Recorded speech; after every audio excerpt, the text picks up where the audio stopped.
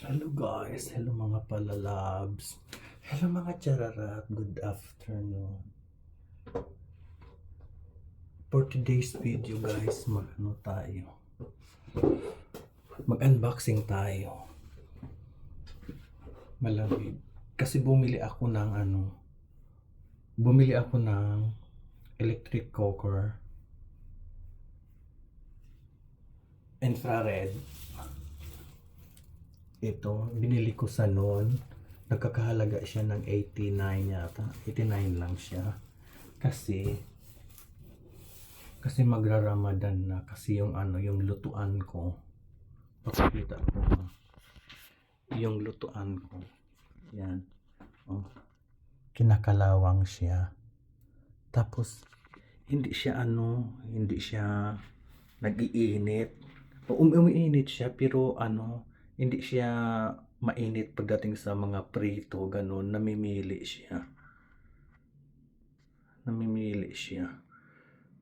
So, kasi magra-Ramadan na, kailangan ko ng magandang lutuan para hindi tayo maano sa oras. At saka dati kasi infrared naman ang gamit ko.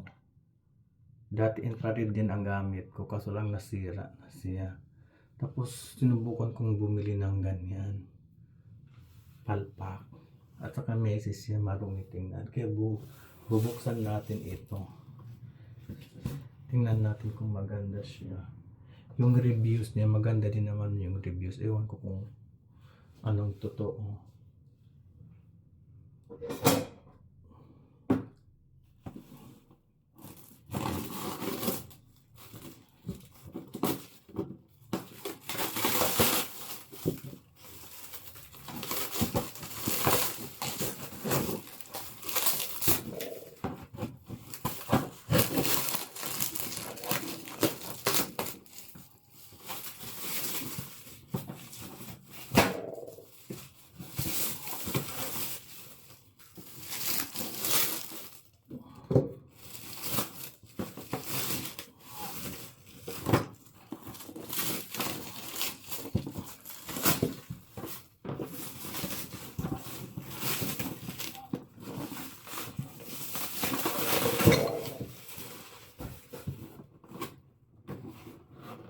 Ganyan siya.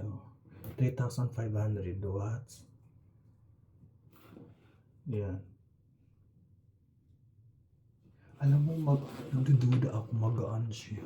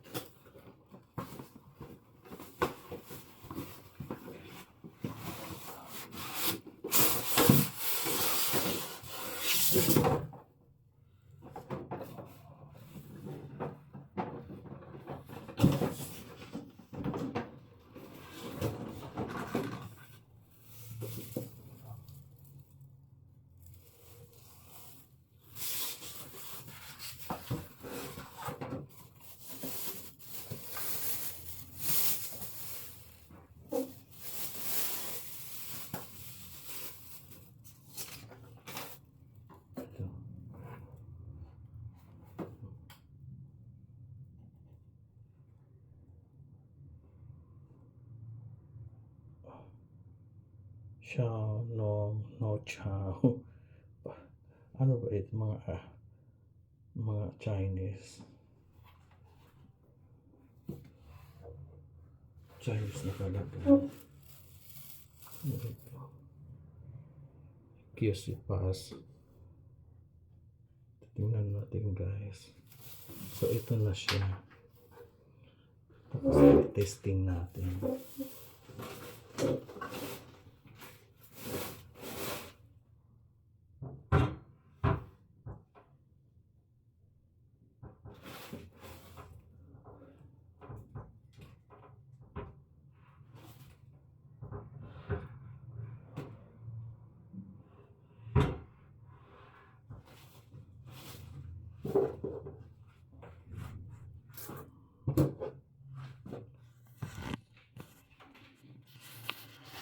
maigsi yung maigsi yung cord. Tanggalin muna natin yung isa.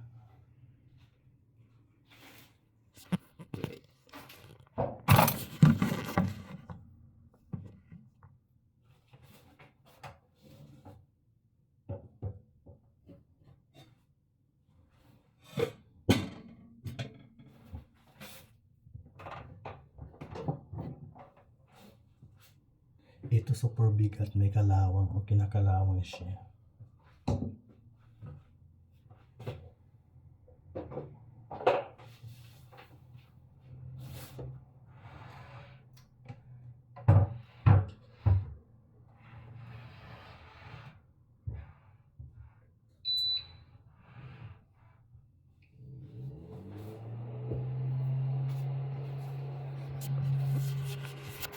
Nakasaksak na siya, sinaksak ko na. Patalikod. Pabaliktad.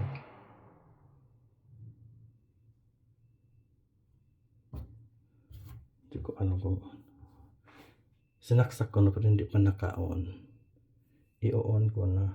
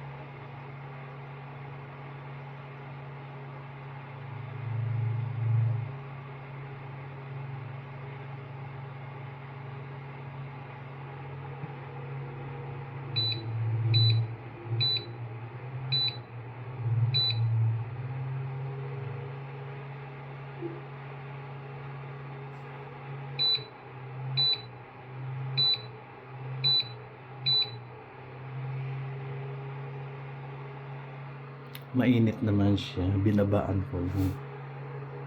Lalakasan ko.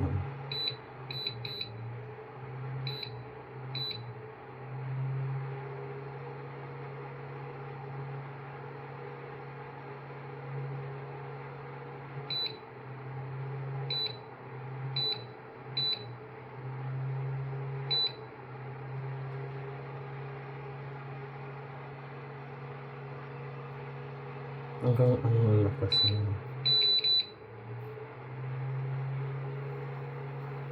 700.